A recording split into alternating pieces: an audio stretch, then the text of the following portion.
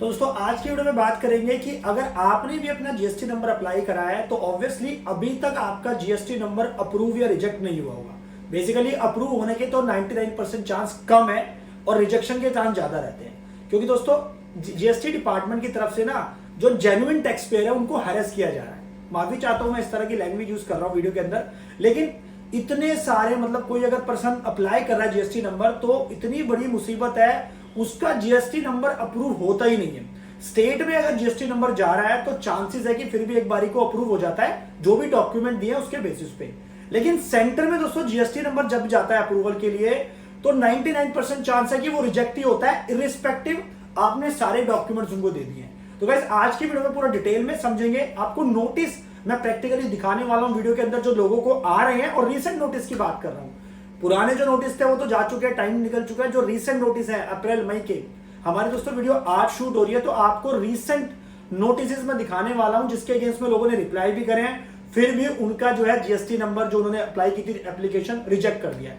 तो आशा करता हूं दोस्तों वीडियो आपको पसंद आने वाली है, और इस वीडियो के थ्रू दोस्तों हम मैक्सिमम अपनी आवाज उठाने की कोशिश करेंगे जीएसटी डिपार्टमेंट को, ताकि जेन्युइन जो टैक्स पेयर है ना भाई उसको हरास नहीं किया जाए। तो मैक्सिमम वीडियो को शेयर जरूर कर देना, और चैनल पर नए हो तो चैनल को सब्सक्राइब कर लेना, नीचे लाल बटन को दबाना ताकि कोई नई वीडियो आए तो आप उसे मिस ना करें।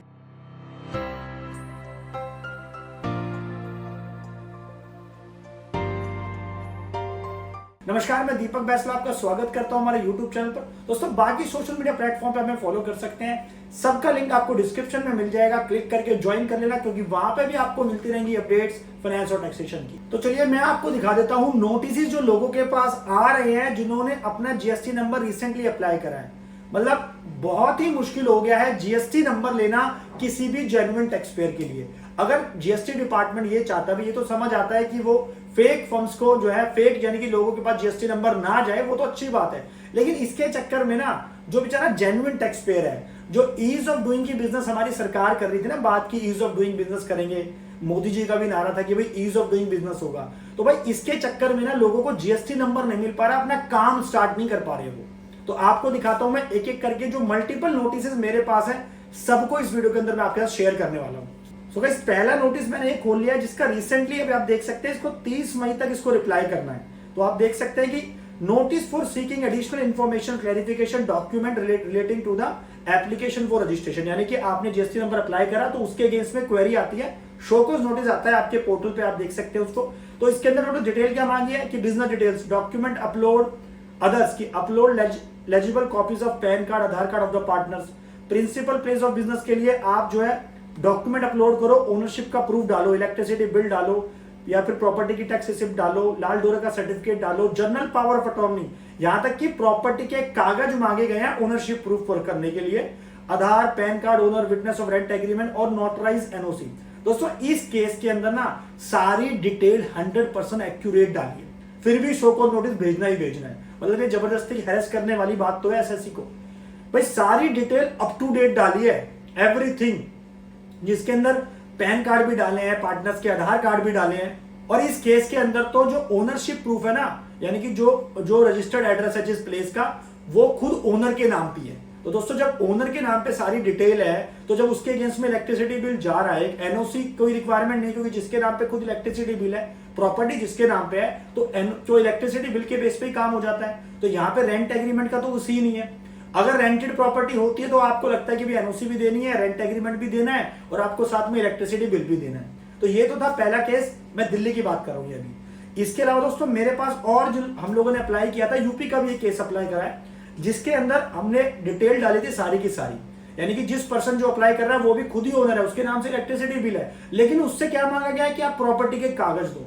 यार ये बात तो चलो समझ आती है कि जो एक पर्सन इंडिविजुअल है जिसके नाम पे प्रॉपर्टी, जिसके नाम पे इलेक्ट्रिसिटी के बिल लगा हुआ है, मीटर लगा हुआ है, उससे मांगना वाजिब है। लेकिन जो पर्सन अपना रेंट एग्रीमेंट यानी कि रेंटेड प्रॉपर्टी पे अपना ऑफिस खोल रहा है, अब वो अगर बोले अपने किसको, ओनर को बोले, जाके लैंडलॉर्ड को बोले कि सर आपका मुझे आधार पैन कार्ड तो चाहिए, अब आधार पैन कार्ड भी मांग रहे हैं, इसके अलावा उसको बोला गया क्या आप सर हमें प्रॉपर्टी के कागज दो, तो 100% चांस है दोस्तों प्रॉपर्टी के कागज ओनर क्यों देगा।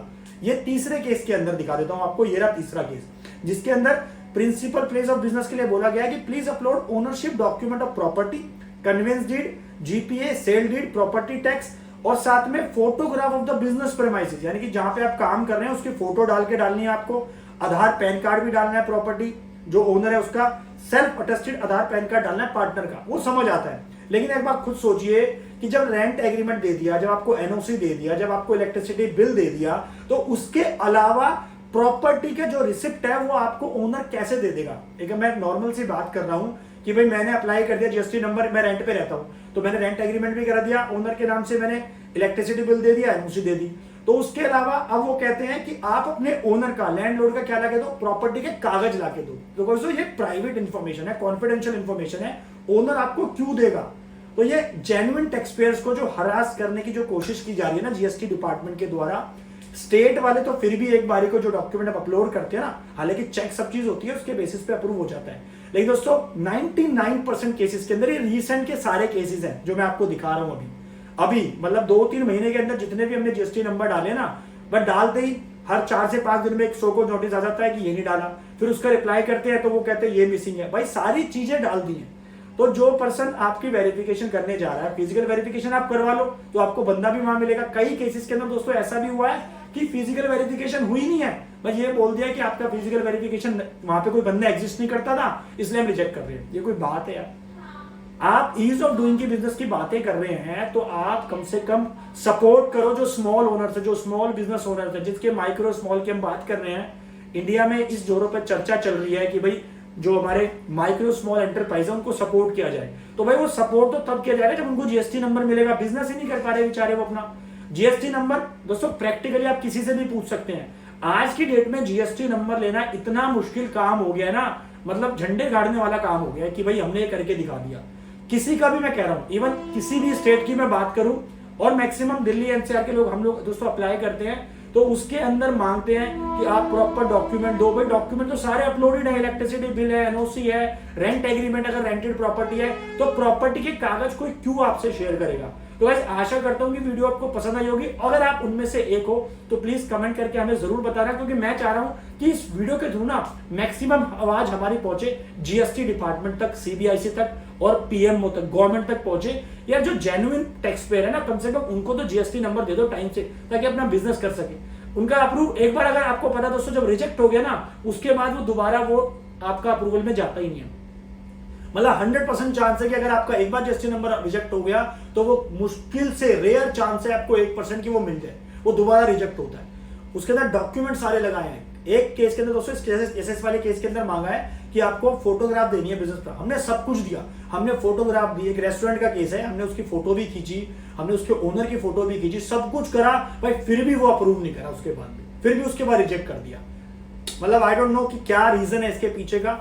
और गाइस इसके अलावा मैं आपके साथ एक चीज और शेयर करना चाहता हूं, जो अभी रिसेंट आई है, सीबीआईसी के द्वारा एक यहाँ पे डॉक्यूमेंट जारी किया गया, उसके बारे में डिटेल में आपको समझा देता हूं। तो गाइस ये जीएसटी डिपार्टमेंट की तरफ से एक जीएसटीएन पीएमओ सीबीआईसी 2023, लेकिन ये 22 मई 2024 की डेट का डॉक्यूमेंट है।